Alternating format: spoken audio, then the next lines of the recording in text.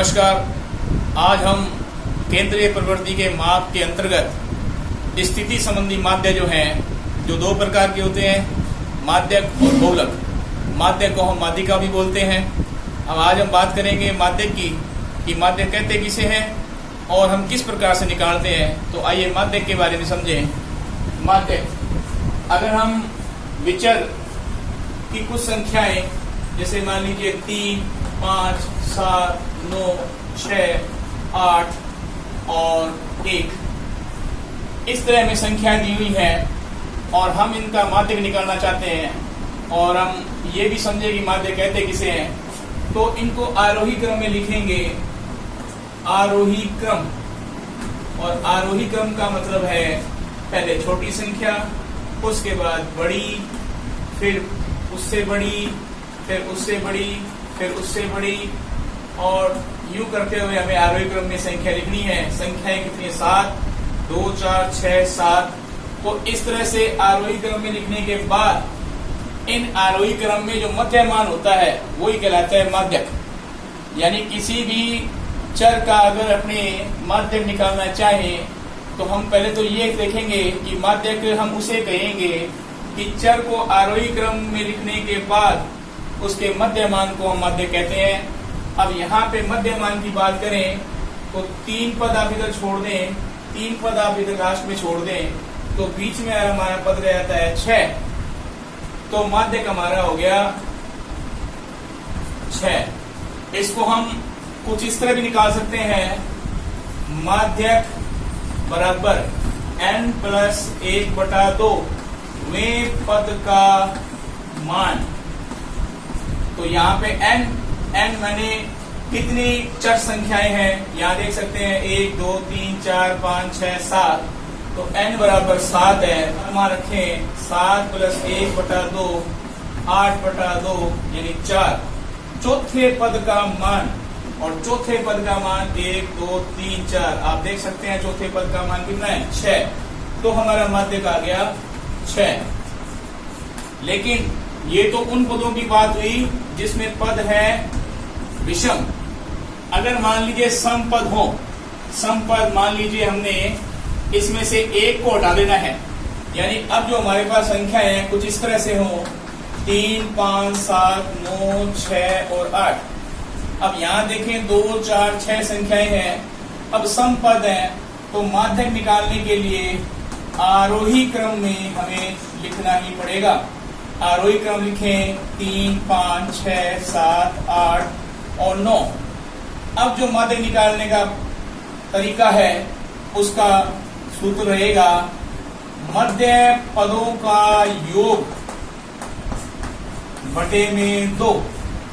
मध्य पदों का योग बटे में 2। मध्य पद आप देख सकते हैं, मध्य यानी सेंटर में, एक इधर से छोड़ दीजिए, एक इधर से, एक इधर से छोड़ दीजिए, इधर से आप देख सकते हैं। तो बीच में क्या रहेंगे? 6 और 7। 2 पद छोड़ते गए तो बीच में 2 पद रहेंगे। आप उन दोनों पदों को जोड़िए और 2 का भाग दे दीजिए, 13/2 यानी ये हमारे पास 6.5 माध्यक आ गया।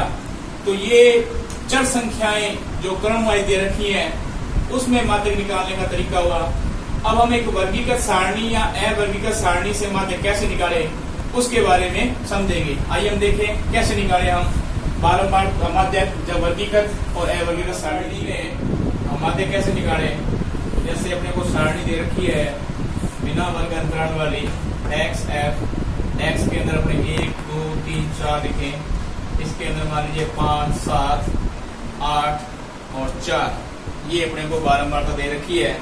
तो सबसे पहला काम हमें संचयी बारंबारता, क्यूमुलेटिव फ्रीक्वेंसी यानी संचयी बारंबारता निकालनी होगी।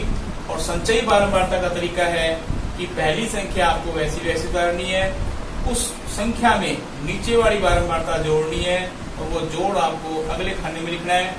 फिर उस जोड़ के अंदर फिर नीचे वाली बारंबारता जोड़नी है, उसको फिर अगले खाने में लिखना है। फिर उसमें नीचे वाली संख्या जोड़नी है, उसको अगले वाले खाने में लिखना है। तो इस तरह से 5, 5 में 7 जोड़ा 12, 12 में 8 20, 20 में 4 24। उसके बाद हम निकालेंगे n/2 का मान, या n/2 का मतलब है सिग्मा f/2, और सिग्मा f का मतलब जो बारंबारताओं का जोड़ है, CF का जो अंतिम खाना होता है वो एक प्रकार से बारंबारताओं का जोड़ ही है। तो ये 24 जो है वो हमारा n है या सिग्मा f कह लें। 24/2 इसका उत्तर आया 12। अब 12 से ठीक बड़ी संचयी बारंबारता, तो 12 से आपको देखें 5 छोटा है, 12 बराबर है, 20 बड़ा है। 12 से ठीक बड़ी संख्या 20 है, होने को 24 बड़ा है, लेकिन ऊपर से देखेंगे जो संख्या बड़ी हो जाती है वो हमारा माध्यक वर्ग है, और 20 जो है सबसे ठीक बड़ी संचयी बारंबारता है। और इसके संगत चर का मान, संगत चर का मान यानी 20, CF 20 के संगत चर का मान आप देख सकते हैं 3 है। तो 3 हमारा माध्यक हो गया, यानी माध्यक का मान हमारा आ गया 3। CF के हिसाब से देखेंगे उत्तर अपने को x के अंदर लिखना है, तो 3 हमारा माध्यक आ गया। अब ये तो हुआ वो बारंबारता सारणी जिसमें वर्ग अंतराल नहीं दिया है। अब अपनी सारणी करेंगे अगली, जिसमें अपने को वर्ग अंतराल भी दे रखा है, यानी वर्गीकृत बारंबारता सारणी x f 0 से 10, 10 से 20, 20 से 30, 30 से 40 और 40 से 50। बारंबारता 2, 14, 21, 10, 3। सबसे पहले हमारा वही काम CF निकालने वाला, संचयी बारंबारता। संचयी बारंबारता निकाले तो 2 में फिर 14 जोड़ेंगे 16, 16 में 21 जोड़ेंगे 37, 37 में 10 जोड़ेंगे 47, 47 में 3 जोड़ेंगे 50। अब आप देख सकते हैं कि 50 जो है वो n का मान है, या आप इसको सिग्मा f भी लिख सकते हैं। तो हमें अब निकालना है n/2 का मान, 50/2 यानी 25, और 25 से ठीक बड़ी अगर आप CF देखें तो 2 भी छोटी है, 16 भी छोटी है, 37 बड़ा है। तो ये हमारा माध्यक वर्ग हो गया। इसको हमने राउंड फिगर में लेना है ताकि हमारे से गलती ना हो। इस तरह राउंड फिगर में ले करके CF जो है 25 से ठीक बड़ी 37 है, अतः यानी यहाँ माध्यक वर्ग लिखना पड़ेगा, क्योंकि उसमें तो सीधी संख्या थी, हमने सीधा माध्यक लिख दिया, लेकिन यहाँ वर्ग अंतराल में है तो माध्यक वर्ग हमारा हो गया 20 से 30। अब यहाँ पे जो हम सूत्र की बात करें तो माध्यक को भी हम m से लिखेंगे। m का सूत्र है L plus n/2 minus CF बटे में F इंटू H। तो अब यहाँ पे ये चीजें अपने को समझनी है कि क्या है। हम n/2 का मान निकाल चुके हैं 25। उसके बाद CF क्या है, जो माध्यक वर्ग है उसके अंदर जो ठीक ऊपर की संचयी बारंबारता, माध्यक वर्ग इसलिए राउंड फिगर लगाया हमने, माध्यक वर्ग के ठीक ऊपर की संचयी बारंबारता जो है 16, वो हमारे लिए CF है। उसके बाद F की बात करें तो माध्यक वर्ग के अंदर जो बारंबारता है 21, वो F का मान है। इसके बाद L की बात करें तो L माध्यक वर्ग की निम्न सीमा तो 20 है। उसके बाद H की बात करें तो H हमारा हो गया वर्ग अंतराल, 10 से 20, 20 से 30, इसमें 10 का अंतर है। अब रखते हैं मान रखने पर, और सूत्र में मान रखें तो L का मान हमारे पास कितना है 20, प्लस n/2 25, माइनस CF हमारा 16 बटे में F हमारा 21, H का मान हमारा 10, सूत्र में मान रख दिए गए। अब 20 प्लस 25 में 16 गए 9, ये गुना 10 और बटे में 21, तो 20 प्लस ये 90 बटा में 21।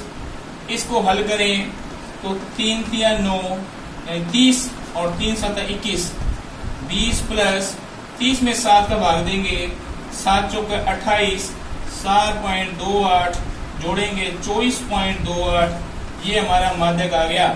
और ध्यान रखें कि हमारा आंसर जो होगा वो माध्यक वर्ग के बीच का ही होगा, यानी 20 और 30 के बीच में ही 24.28 आता है। इससे हम समझ लें कि हमारा सवाल सही है, यानी उत्तर हमारा इसके बीच में ही आएगा। माध्यक के ऊपर कुछ सवालों का अभ्यास करेंगे, यानी आप भी कुछ सवाल करें जिससे आपको भी इसका अभ्यास हो जाए अच्छी तरह से। पहला सवाल है 5, 10, 11, 7, 6, 8। दूसरा सवाल है 15, 25, 11, 13, 17, 16 और 9। तीसरा सवाल है जिसके अंदर सारणी दे रहे हैं अपने, और सारणी के अंदर आपको एक्स एफ में 1, 2, 3, 4, 5 और बारंबारता 5, 8, 10, 11 और 6। इसके बाद जो चौथा सवाल है उसके अंदर अपने को वर्गीकृत जो बारंबारता सारणी से वर्ग अंतराल दिया हुआ है वो सवाल करना है। एक्स के अंदर 0 से 10, 10 से 20, 20 से 30, 30 से 40, 40 से 50 और बारंबारता 4, 28, 42, 30 और 6। तो ये 4 सवाल है, इनकी प्रैक्टिस करें और अगर कोई समस्या हो तो कमेंट बॉक्स में लिखें, आपकी समस्या का समाधान करेंगे। धन्यवाद।